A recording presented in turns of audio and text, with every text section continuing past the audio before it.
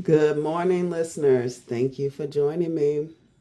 I have a special treat for you all that have hit that subscribe button and the notification bell. This one is for you. Today is the official day that we will begin.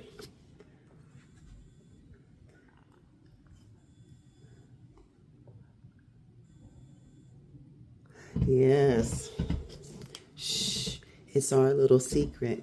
For those that have not hit the notification bell, they'll have to actually come over to the channel and see it on the page because I'm not going to put up anything. Anyhow, without further ado, we're going to begin Hiding in Hip Hop. This one, Chapter 1. Welcome to Hollywood.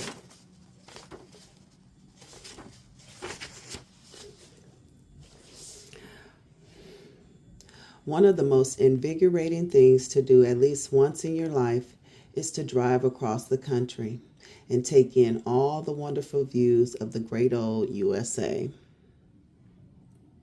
I fell in love with life all over again after witnessing some of the most beautiful skylines spread throughout Oklahoma, New Mexico, and Arizona. It took us 2 days to drive to Los Angeles from Nashville, Tennessee. I was so excited that the long drive didn't bother me. It was me and my boy Jacob from North Carolina. I was thrilled to be out in the world, seeing the green and the brown land and looking at the blue skies. I was 28 and just released from a correctional facility in Nashville. I spent 8 months in prison for stealing a car and was released early on parole for good behavior. I stole the car years earlier while I was in college in Nashville, and the judge put me on probation. You know how that goes. I wasn't supposed to leave the state without permission, but as soon as I graduated, I hightailed it out of Nashville and became a fugitive on the run for several years. The first place I went to was Washington, D.C., where I started working in television production. And then later, I went to Wilmington, North Carolina, and that's where I met my boy Jacob.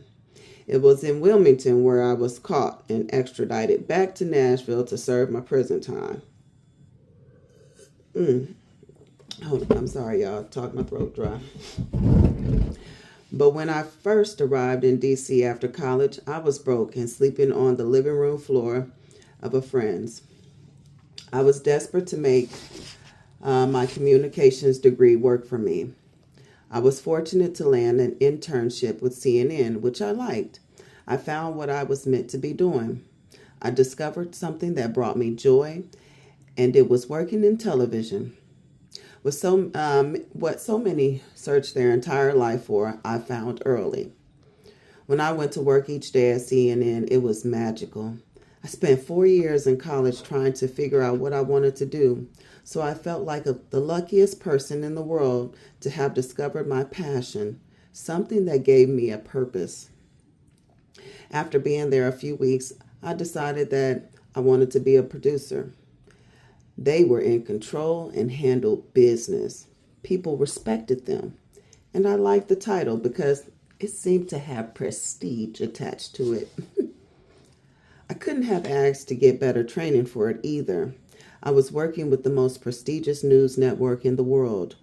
I was going places. I became a sponge and soaked up every single piece of knowledge about television that I could. I asked questions, I volunteered to do things, and I stood out. I was on a mission to make it in the entertainment world.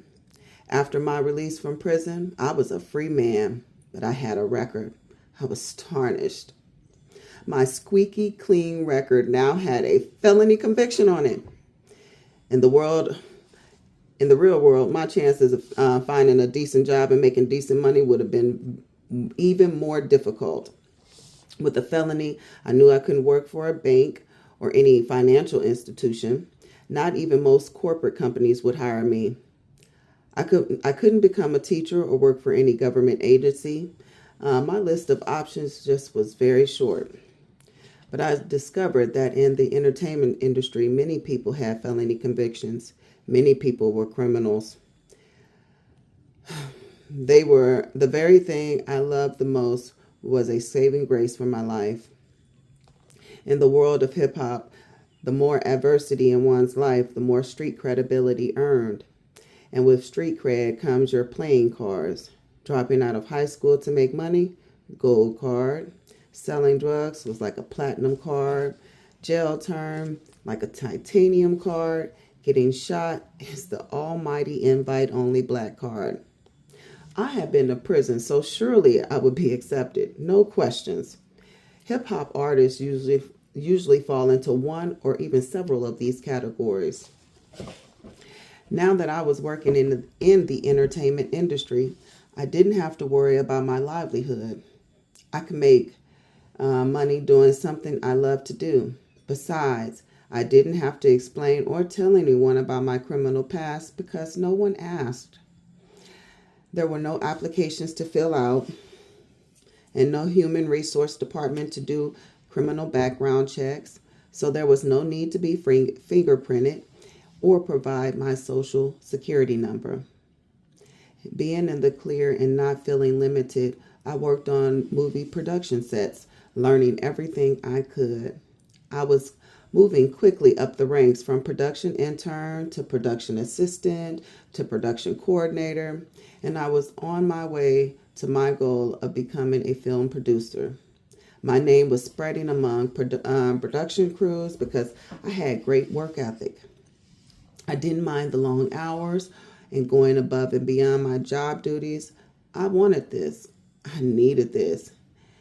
And the hard work paid off with a plethora of job offers. Jacob and I kept in touch while I was locked up, so I called him as soon as I got out. I had to find out what was going on in the industry and if anyone was talking about me. I had developed a name for myself, and I didn't want my arrest to prevent me from moving up in my career. I was determined to make it in the entertainment. This was the only thing I knew, and I didn't want to lose it. Jacob was a real cool brother who didn't pass judgment on anybody, so I knew I could trust him. He was a down low brother like myself. Although we had girlfriends and slept with women, we also liked sleeping with men. The women were unaware of our lifestyle. Jacob let me stay at his condo with him in North Carolina. The place was right off the beach and it was laid out beautifully. Jacob had very nice taste, and his condo was definitely a reflection of it. Big screen televisions, plush leather furniture, and queen-size beds in each of the 3 bedrooms. He was making some serious money as a sound man in North Carolina. He was one of those brothers who everybody loved, with the nicest disposition and the kindest heart. Whatever you asked of him, he would go to great lengths to help you. When I got locked up, he just packed up all of my things and put them in his basement. I was very grateful for his kindness and willingness to stick by me. Jacob, what's going on? What are people saying about me? I asked nervously when I called. I had been gone for nearly a year. One thing about the industry is that any bad news, gossip, or rumor will spread faster than wildfire. But as quickly as they spread, they are forgotten. If you're away from the industry too long, you too can be forgotten. It's true what they say. In this business, you are only as hot as your next project. Sorry, y'all. Nobody's talking about it any longer, he replied. It's old news. Besides, this is Wilmington. It's not Los Angeles or New York where the big boys are. I was relieved. That meant I could get back in the game and start fresh. I just needed a place to go. Nashville is cool, but let's be real. It's not a television or a film city, and I needed to be in a place where I could make things happen. Jacob let me know he was moving to Los Angeles to continue his career as a sound man for films. I was looking for a new start in my life and to begin my career as a film producer. He was driving cross country and planned to pass through Tennessee. He asked if I wanted to go along with him out to Los Angeles. That was music to my ears. Before I spoke with Jacob, I had narrowed it down my choices to either going back to New York or trying out Los Angeles. I chose Los Angeles. I could hide in a big city. In Hollywood, it's all about illusions. I could be anyone I wanted to. I had already lived in New York for a couple of years, and besides, the further I was away from my family in Detroit, the better. I didn't have a good relationship with them and hadn't seen them in a couple of years. While I was holed up in Nashville, I was staying at a motel off Trinity Lane. It was one of about 6 sleazy motel spots for truckers, druggies, and prostitutes. But I had freedom, and I knew it was temporary. Being locked up makes you appreciate the small, simple things in life. Once I knew Los Angeles was my way out, I knew it was a sign from God. I just knew it. I could feel this was my chance to start over. The motel was $20 a night, and my cousin Cynthia wired me some money that I had stashed at her home in Detroit. Damn, that $600 was right on time. It wasn't a lot in a city like Los Angeles, but I had lived off less than that before.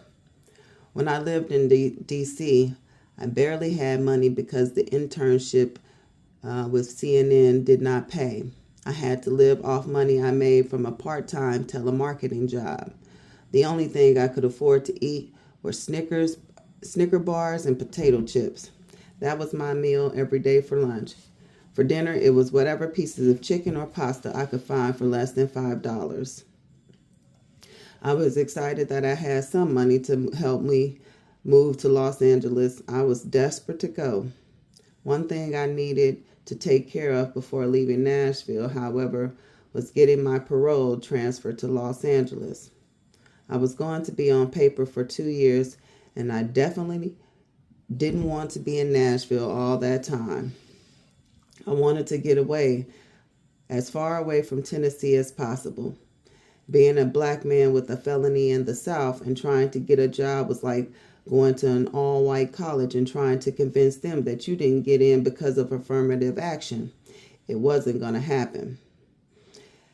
In order for my parole to be transferred to Los Angeles, I had to prove that I had a place to live and a job. A good old friend of mine named Sandy had recently moved to Los Angeles to pursue her career as a producer as well. She knew about my sexuality. She was one of the few people whom I had shared my deep, dark secret. I actually had no choice but to tell her. You see, Sandy is a very attractive and has humongous breasts, and they are very hard to miss. When we met, I fought hard not to stare at them as they spilled out of her top. After a few months, she came to me and said, "You're gay, aren't you?" I looked at her perplexed. I had never before been approached so forthrightly by anyone asking about my sexuality. "No, why you say that?" I asked. "Well, most men can't keep their eyes off my breast when they speak to me, but you never stare at them while you're speaking to me." Although she was right, I was simply trying to be a gentleman and not make it obvious. We joked about her breasts, and I confessed to her that I was bisexual. I told her that I was still attracted to women, but I liked sleeping with men. After that, she would grab my hand and put it on her breast, or she would grab my head and push it into her inside her cleavage. "I'm going to turn you straight," she would joke with me. I called Sandy and asked if I could stay with her. I let her know that if I had a place to live in Los Angeles, there was a strong possibility I could get my parole transferred. "Boy, you better bring your black ass out here." She laughed. "You know you'll always have a place wherever I am." I met Sandy while in D.C. working on a Warner Brothers film called Shadow Conspiracy. It was directed by George Cosmatos. Cosmatos. By George Cosmatos. I'm sorry, I butchered his name. And starring Charlie Sheen and Donald Sutherland and Linda Hamilton. I would often run into Charlie Sheen and Donald Sutherland at the production office. They were extremely friendly. Mr. Sutherland was a tall man who towered over most of the other actors. In Hollywood, most male actors are very short. He had a commanding presence with his white hair and piercing eyes. He was very sophisticated and refined. Even with his leisure attire, he wore a blazer. A real gentleman. Mr. Sutherland once asked me to get flowers for all the women in the production office. He wanted to let them know how much he appreciated all their hard work. Charlie Sheen was a handsome man, but it was short and small in stature. When I visited the film set, I would often see Charlie joking around with the crew. But later in the evening, I would see him in the hotel lobby, surrounded by beautiful women who looked like models.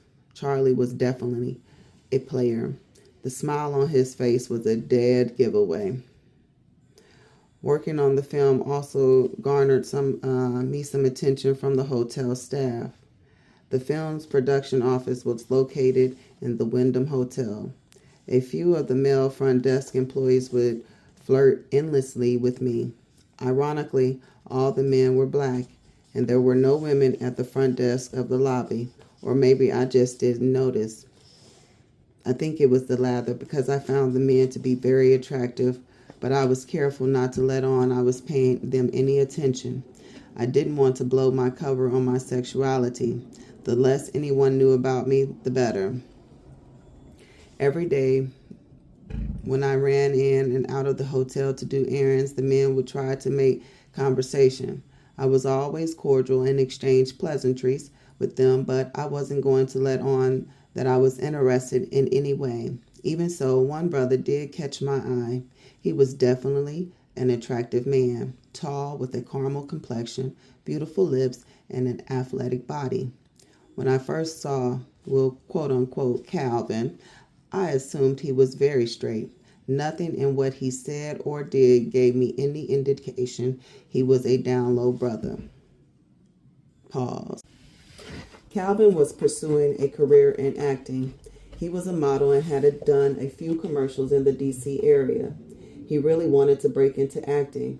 On the few occasions when I had time to talk, he and I would discuss my goal of becoming a film producer and his desire to become an actor. I must admit I was smitten by him. He had an engaging personality and an inviting smile. Whenever I came through the hotel's lobby, I would see his handsome face and broad smile from behind the counter. He'd nod toward me and I would nod back smiling. I became aware of Calvin's motives. He wanted my help getting a part in the film. I liked him and didn't want to be shallow, so I brought Calvin a book, The Artist's Way, that many artists swore by as they pursued their careers. I figured if Calvin read it, he would become motivated and make moves for himself. Sure enough, he loved the gift, but the message was perceived in the wrong manner, and Calvin eventually asked me out. He wanted to hang out and show me around the city. I accepted, but Calvin had an ulterior motive. From his advances, I knew he was willing to do whatever it took to get what he wanted. Well, if he was willing to play the game, so was I. My part wasn't difficult. I had friends in the casting department, and all I had to do was give them his photo and resume. I eventually helped Calvin get into the film as an extra. And each time we slept together, he made sure he put his all into it, as if his career depended upon it. After I called Sandy, I informed my parole officer I had a place to live.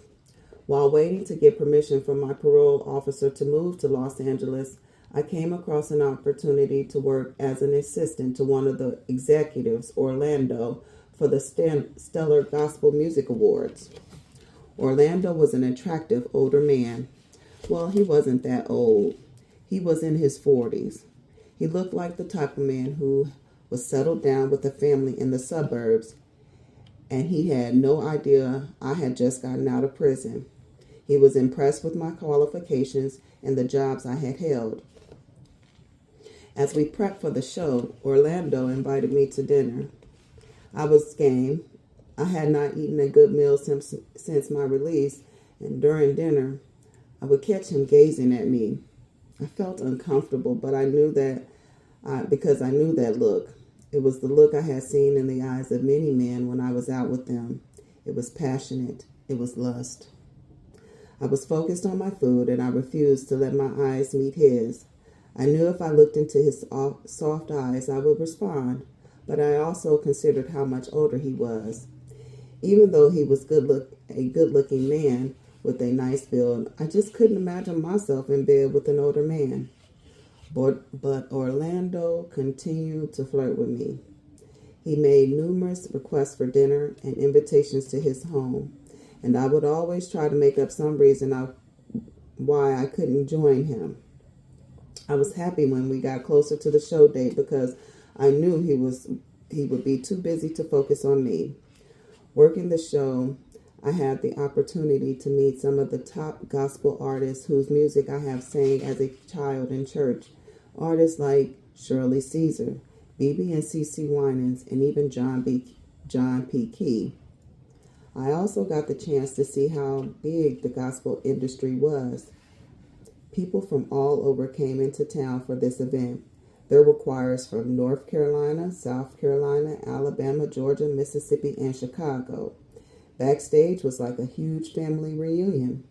Everyone was greeting and hugging each other like they were distant cousins who had not seen one another in years.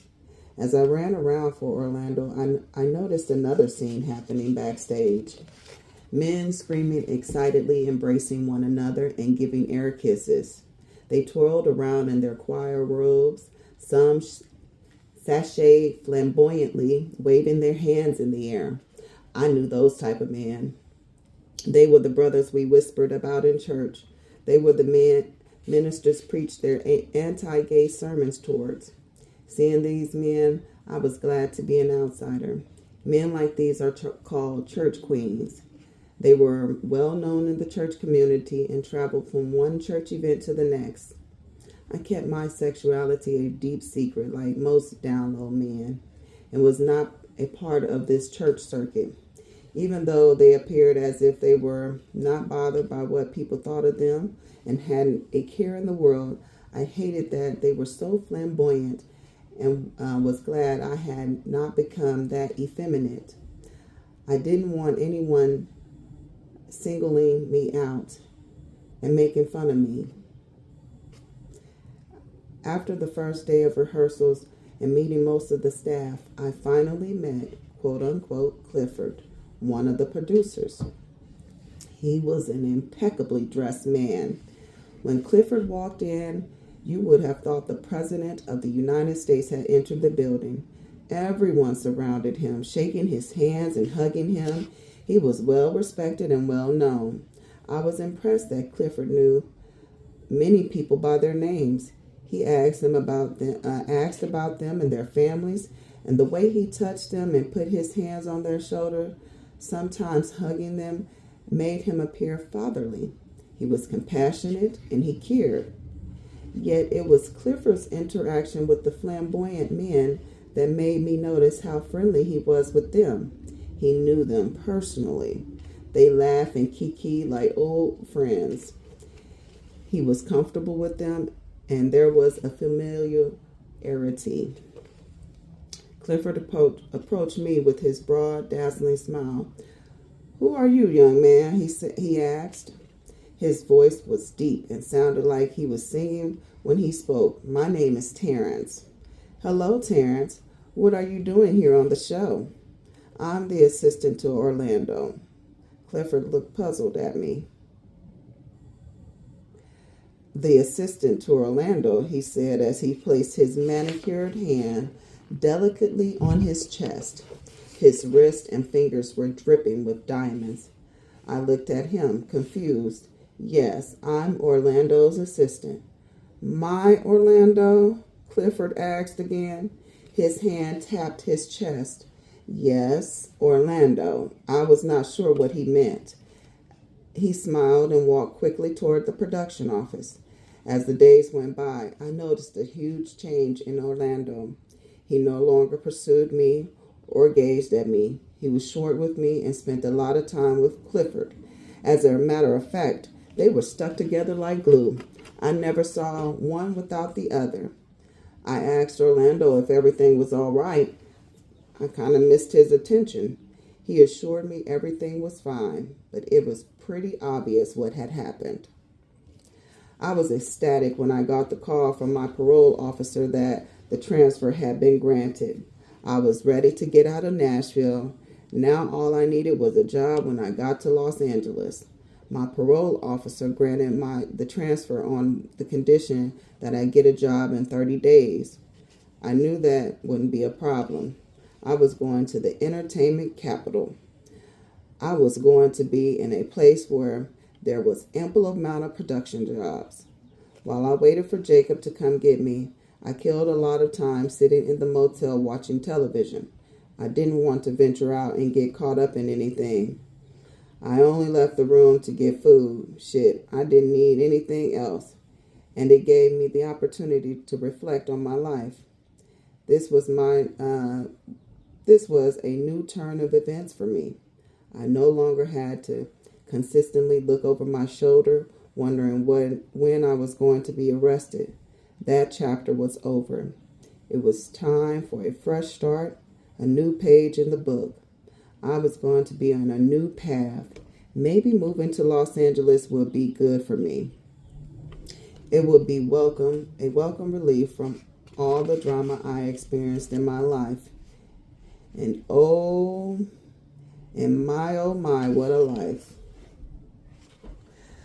Thank you so much. If you have listened this far, please be sure to hit the like button on this video, the notification bell so that you know when I upload new videos. And if you haven't already, make sure you subscribe to the channel. You don't want to miss any surprise uploads like for the next time. All right. Thank you so much. Bye-bye. Bye.